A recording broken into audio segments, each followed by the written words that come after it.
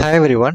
இந்த வீடியோவில் நம்ம என்ன பார்க்க போகிறோம் அப்படின்னா 12th ஸ்டாண்டர்ட் ரிசல்ட் இன்னைக்கு காலையிலே ரிலீஸ் ஆயிடுச்சு. பட் நான் வந்து வெளியூரில் இருந்தனால ட்ராவலில் இருந்து இப்போ தான் நான் வீட்டுக்கு வந்தேன். ஸோ அதனால் I am making video now. Sorry for that. But நிறைய பேர் எனக்கு மெயில் பண்ணியும் வாட்ஸ்அப் பண்ணியும் நிறையா உங்கள் மார்க்ஸ் எல்லாம் சொன்னீங்க. கமெண்ட்ஸ்லையும் பார்த்தேன் நிறைய பேர் நல்ல மார்க்ஸ் எடுத்திருக்கீங்க. All the very best, congratulations எல்லாருக்கும். அண்ட் ஒரு சிலருக்கு மார்க் கம்மியாக இருந்தாலும் பிரச்சனை இல்லை. Will see what to do further, என்ன பண்ணணும் அப்படிங்கிறத பார்ப்போம். உங்கள் ரிசல்ட் வந்ததுக்கப்புறம் என்ன பண்ணணும் அப்படிங்கிற வீடியோ இன்றைக்கி இல்லை நாளைக்கு நான் உங்களுக்கு என்ன சார் அப்டேட் பண்ணுறேன். அதுக்கு முன்னாடி நம்ம ரிசல்ட்டை அனலைஸ் பண்ணி பார்ப்போம். போன வருஷம் இந்த வருஷம் எப்படி இருக்குது, ஸோ கட் ஆஃப் எப்படி இருக்க போகுது அப்படிங்கிற ஒரு இனிஷியல் ஐடியா. கட் ஆஃப் வந்து எப்படி இருக்குன்னு ப்ரிடிக்ட் தான் பண்ண முடியும். அண்ட் அதுவுமே ரேங்க் லிஸ்ட் வந்ததுக்கப்புறம் தான் மோஸ்ட் ஆஃப் த பீப்புளால் என்ன செய்ய முடியும் அப்படின்னா அக்யூரேட்டாக ப்ரெடிக்ட் பண்ண முடியும். பட் இப்போ வந்து நம்மளுக்கு ஒரு இனிஷியல் ஐடியா கிடைக்கும் எப்படி கட் ஆஃப் இருக்கலாம் அப்படிங்கிற மாதிரி. ஏன்னா போன வருஷம் இந்த வருஷமும் நம்மளுக்கு தெரியும்ல மார்க்ஸ் எப்படி வந்திருக்கு, எவ்வளோ சென்டம் இன்க்ரீஸ் ஆயிருக்கு டிக்ரீஸ் ஆயிருக்கு. ஸோ கட் ஆஃப் சப்ஜெக்டில் எவ்வளோ இம்பாக்ட் இருக்குது சென்டம். ஸோ அதெல்லாம் பொறுத்து எப்படி இருக்குன்னு இனிஷியலாக கெஸ் பண்ணலாம். பட் இதுதான் வந்து ட்ரூ அப்படின்னு யாராலையும் என்ன செய்ய முடியாது, சொல்ல முடியாது. அண்ட் ஒன் மோர் திங், இப்போ நம்மளுக்கு சென்டம் எடுத்த எல்லாருமே இன்ஜினியரிங் ஜாயின் பண்ண அவசியம் இல்லை, வேறு இது கூட ஜாயின் பண்ணலாம். ஸோ அதனால் யாரெல்லாம் அப்ளை பண்ணியிருக்காங்க அவங்களோட கட் ஆஃப் அண்ட் ரேங்க் லிஸ்ட்டை பொறுத்து மட்டும்தான் நம்மளுக்கு எப்படி இருக்கும், கட் ஆஃப் எப்படி இருக்க போகுது நம்மளுக்கு தெரிய போகுது. சரியா? ஸோ அதனால் ஃபஸ்ட்டு ஒரு சில வீடியோஸோ இல்லை ஒரு வீடியோ 2 வீடியோ இப்போவே பார்த்து அவங்க இதை டிசைட் பண்ணிடாதீங்க. ஓகே எனக்கு கட் ஆஃப் கம்மியாயிடுச்சு, நான் வந்து ரொம்ப டேஞ்சரில் இருக்கேன், நான் போய் மேனேஜ்மெண்ட் கோட்டா உடனே ஃபீஸ் கட்ட போகிறேன், இல்லை என்னால் ஒரு காலேஜ் கிடைக்காது, அப்படிலாம் வந்து எந்த ஒரு முடிவுமே என்ன செய்யாதீங்க, எடுக்காதீங்க. சரியா? ஓகே, ஃபஸ்ட்டு 12th ரிசல்ட்டை பொறுத்தளவுக்கு பாஸ் பர்சன்டேஜ் இந்த வருஷம் 95.03%, போன வருஷம் 94.56% இருந்திருக்கு. ஸோ இந்த வருஷம் ஆல்மோஸ்ட் 0.5% நம்மளுக்கு என்ன செஞ்சிருக்கு, இன்க்ரீஸ் ஆயிருக்கு. சரி, அது ஒரு நல்ல விஷயம். தென் பாய்ஸ் 93.16%, கேர்ள்ஸ் 96.70%. இது ஆஸ் யூஷுவல் எப்போவுமே கேர்ள்ஸ் அதிகமாக எடுக்கிறது தான். இதை பற்றி பெருசாக சொல்கிறதுக்கு ஒன்றும் இல்லை. இப்போ இதான் நம்மளுக்கு மெயினான ஒரு விஷயம், சென்டம் அனாலிசிஸ். போன வருஷம் இந்த வருஷம் எப்படி இருந்திருக்கு பாருங்கள். போன வருஷம் மேக்ஸில் 2587 ஸ்டூடெண்ட்ஸ் வந்து சென்டம் எடுத்தாங்க. ஸோ இதுவே அதிகம்னு நான் என்ன நினச்சிட்டு இருந்தேன் போன வருஷம், ஏன்னா மேக்ஸில் இவ்வளோ சென்டம் வந்திருக்கு. பட் இந்த வருஷம் 3022 ஸ்டூடெண்ட்ஸ். ஈவன் தோ மேக்ஸ் நிறைய பேர்லாம் இந்த வருஷம் எல்லா கொஸ்டினுமே மாடரேட்டாக இருந்த மாதிரி தான் நம்ம ஃபீல் பண்ணோம். பட் கரெக்ஷன் அப்படி இருந்துச்சா, இல்லை ஸ்டூடெண்ட்ஸ் நல்லா எழுதியிருந்தாங்களா நம்மளுக்கு தெரியாது.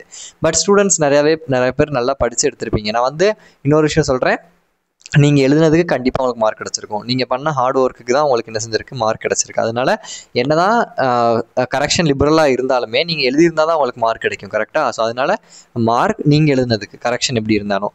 பட் இதில் வந்து நம்ம பார்க்கணும், இப்போ ஸ்டூடெண்ட்ஸ் வந்து எந்தளவுக்கு காம்படிட்டிவ்னஸ் அதிகமாகிக்கிட்டே வருது. அப்போ நம்ம மற்றவங்களாம் என்ன செய்யணும், நம்ம இன்னும் நல்லா படிக்கணும் அப்படிங்கிறத நீங்கள் புரிஞ்சுக்கணும். அப்கமிங் பேட்சாக இருக்கட்டும், இல்லை நீங்கள் இப்போ முடித்த பேட்சாக இருக்கட்டும், அடுத்து காலேஜில் போயோ இல்லை வேறு ஏதோ எக்ஸாம்ஸ் படிக்கிறீங்கன்னா காம்படிட்டிவ்னஸ் வந்து ரொம்ப அதிகமாக இருக்குது நம்ம இதில். சரியா? நம்ம சரௌண்டிங்ஸ். ஸோ அதனால் நீங்கள் என்ன செய்யணும், நல்லாவே படிக்கணும். சரியா? ஸோ மேக்ஸில் பார்த்தீங்கன்னா கிட்டத்தட்ட 500 சென்டம்ஸ் என்ன செஞ்சிருக்கு, இன்க்ரீஸ் ஆயிருக்கு. தென் கெமிஸ்ட்ரி பார்த்தீங்கன்னா போன வருஷம் 471 தான், இந்த வருஷம் 3181 centum. So almost 2500 centums increase ஆயிருக்கு கெமிஸ்ட்ரியில். இது எனக்கு நல்ல விஷயம் தான் என்னைய பொறுத்தளவுக்கு. பட் கட் ஆஃப் நம்ம பார்க்கலாம் என்னென்னு. ஃபிசிக்ஸ் வந்து 633 தான், பட் இந்த வருஷம் 1125, ஆல்மோஸ்ட் 100 அகெயின். மேக்ஸ்லேயும் ஃபிசிக்ஸ்லேயும் 100, பட் கெமிஸ்ட்ரி தான் டிராஸ்டிக்காக என்ன செஞ்சிருக்கு, இன்க்ரீஸ் ஆயிருக்கு சென்டம். தென் பயாலஜி 652, இந்த வருஷம் 827, மோர் ஓர்லெஸ் சேம். சிஎஸ் வந்து 7000, இப்போ ஆல்மோஸ்ட் 9.5K வந்து என்ன செஞ்சிருக்காங்க, எடுத்திருக்காங்க. சிஎஸ் வந்து எக்ஸ்பெக்டட், ஆப்வியஸாக சிஎஸ் வந்து நம்மளுக்கு சென்டம் இன்க்ரீஸ் ஆகிட்டே இருக்கும் அப்படிங்கிறது நம்மளுக்கு தெரிஞ்சதுதான்.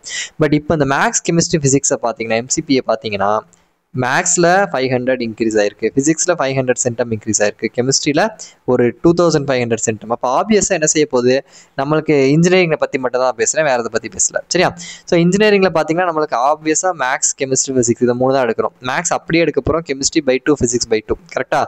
அப்போ எல்லாத்துலேயுமே சென்டம் இன்க்ரீஸ் ஆயிருக்குன்னு சொல்லும் போது அப்போ மார்க் அதாவது ஸ்டூடெண்ட்ஸ் வந்து எடுத்திருக்க மார்க்கும் ஆப்வியஸாக இன்க்ரீஸ் ஆயிருக்கு. இப்போ கரெக்டாக சென்டமே நிறைய எடுத்திருக்காங்கன்னா கண்டிப்பாக அந்த 95, 96, 90 அபோவெலாம் நிறைய பேர் எடுத்திருப்பாங்க.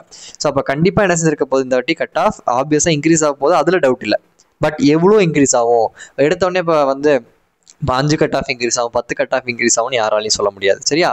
அதுக்கு நம்ம ரேங்க் லிஸ்ட் வரணும், அதெல்லாம் நம்ம வெயிட் பண்ணி பார்த்தா தான் நம்மளுக்கு என்ன செய்ய போது தெரிய போகுது. பட் ஆப்வியஸாக கட் ஆஃப் இன்க்ரீஸ் ஆக போகுது. ஆனால் பாருங்கள், ஏன் கட் ஆஃப் இன்க்ரீஸ் ஆகுதுன்னா பிகாஸ் ஸ்டூடெண்ட்ஸ் வந்து அவ்வளோ பேர் நிறைய படித்து நல்ல மார்க் எடுத்தனால தான். அப்போ எல்லாருமே ஓரளவு நல்ல மார்க் எடுத்திருக்கனால தான் கட் ஆஃப் என்ன செஞ்சிருக்கு, இன்க்ரீஸ் ஆயிருக்கு. ஸோ அப்போது ஆல்மோஸ்ட் என்ன செய்ய போகிறீங்க, ஸ்டூடெண்ட்ஸ் நல்ல மார்க் எடுத்திருப்பீங்க, அப்போ நல்ல காலேஜ் கிடச்சிருக்கும். பட் ஓரளவு இந்த ரொம்ப பார்டர் லைன், ரொம்ப கம்மியாக மார்க் எடுத்தேன், இந்த 140, 150 கட் ஆஃப் இருக்குன்னு சொல்கிறவங்களாம் டோன்ட் வரி, உங்களுக்கும் காலேஜஸ் கிடைக்கும். பட் நான் ஒரே ஒரு விஷயம் சொல்கிறேன், எனக்கு வந்து இந்த காலேஜ் தான் போகணும், இதுதான் டாப் காலேஜ், அந்த டாப் காலேஜில் நான் என்ன கோர்ஸ்னாலும் எடுத்துப்பேன். சாரி, தப்பாக சொல்கிறேன். எனக்கு வந்து சிஎஸ் தான் படிக்கணும், இப்போ வந்து ஒரு கம்ப்யூட்டர் சயின்ஸ் கோர்ஸ் தான் நான் படிக்கணும், அந்த கம்ப்யூட்டர் சயின்ஸ் நான் எந்த காலேஜ், நான் டயர் 4 காலேஜ், ரொம்ப லோ காலேஜில் கூட எடுத்துப்பேன் அப்படின்னு இல்லாமல், கம்ப்யூட்டர் சயின்ஸ்க்கு அல்டர்னேட்டிவாகவும் நீங்கள் கோர்சஸ் என்ன செய்யுங்க, யோசிச்சு வச்சுக்கோங்க. இப்போ ஒரு கம்ப்யூட்டர் சயின்ஸ் டயர் 4 காலேஜில் எடுக்கிறதுக்கு மெக்கானிக்கல் வந்து ஒரு டயர் 2 காலேஜில் எடுக்கிறது வயசான டிசிஷன். ஸோ அது மாதிரி ஒரே கோர்ஸ்னு இல்லாமல் ஒரு அல்டர்னேட்டிவ் ஆப்ஷன்ஸ் வச்சுக்கோங்க. காலேஜுக்கு இம்பார்ட்டன்ஸ் கொடுங்க, அட் த சேம் டைம் இந்த காலேஜில் நான் என்ன கோர்ஸ்னாலும் படிச்சிருவேன் அப்படின்னு எதுவுமே தெரியாத கோர்ஸும் எடுத்து படிக்கக்கூடாது. கரெக்டாக? ஸோ கோர்ஸும் இம்பார்ட்டன்ட், காலேஜும் இம்பார்ட்டன்ட், ரெண்டுமே இம்பார்ட்டன்ட். பட் ஒரே கோர்ஸ் டயர் 4 காலேஜில் படிக்கிறதும் நல்ல டிசிஷன் கிடையாது. அதே மாதிரி ரொம்ப தெரியாத கோர்ஸை ஒரு நல்ல காலேஜில் படிக்கிறதும் வயசான டிசிஷன் கிடையாது. ஸோ ஓரளவு நீங்கள் என்ன செய்யணும், ஓரளவு நல்ல கோர்ஸாக இருக்கணும், ஓரளவு நல்ல காலேஜாக இருக்கணும். அதுக்கேற்ற மாதிரி நீங்கள் என்ன செய்யணும், அல்டர்னேட்டிவ் கோர்ஸ் ஆப்ஷன்ஸ் வச்சுக்கோங்க. அப்படி வச்சிங்கன்னா உங்களுக்கு வந்து என்ன செய்ய முடியும், ஓரளவு நல்ல காலேஜில் இருக்க மார்க்குக்கு வயசான நம்மளால் என்ன செய்ய முடியும், எடுக்க முடியும். அண்ட் இந்த மேனேஜ்மெண்ட் பொறுத்தளவுக்கு நிறைய பேர் காசு இருக்கவங்க போவாங்க. அண்ட் மேனேஜ்மெண்ட் பொறுத்தளவுக்கு இப்போ ரொம்ப கஷ்டப்படுறவங்களாம் வெயிட் பண்ணுங்கன்னு நான் சொல்வேன். பிகாஸ் மற்ற கோர்சஸ்க்கு நம்ம என்ன செய்யலாம், we can wait for it. But எனக்கு இதுதான் வேணும், இங்கே தான் படிப்பேன் அப்படின்னு ரொம்ப அடமெண்ட்டுன்னு சொல்லக்கூடாது, சாரி, ரொம்ப உறுதியாக இருக்கிறவங்க, சரியா, உறுதியாக இருக்கவங்க வந்து you can go for management if you have that facility. உங்களுக்கு அந்த வசதி இருந்துச்சுன்னா நீங்கள் என்ன செய்யலாம், போகலாம், தப்பு கிடையாது.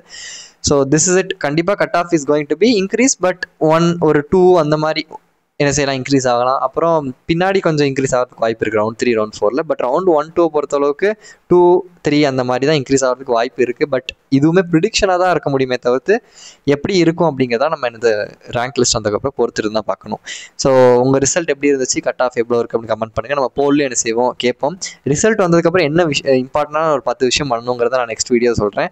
So please all subscribe the channel and share with your friends. Like பண்ணிடுங்க. பிகாஸ் இது மாதிரி இன்னும் நிறையா உங்களுக்கு தேவையான கரியர் கைடன்ஸ் வீடியோஸ் உங்களுக்கு வரும். தேங்க்யூ.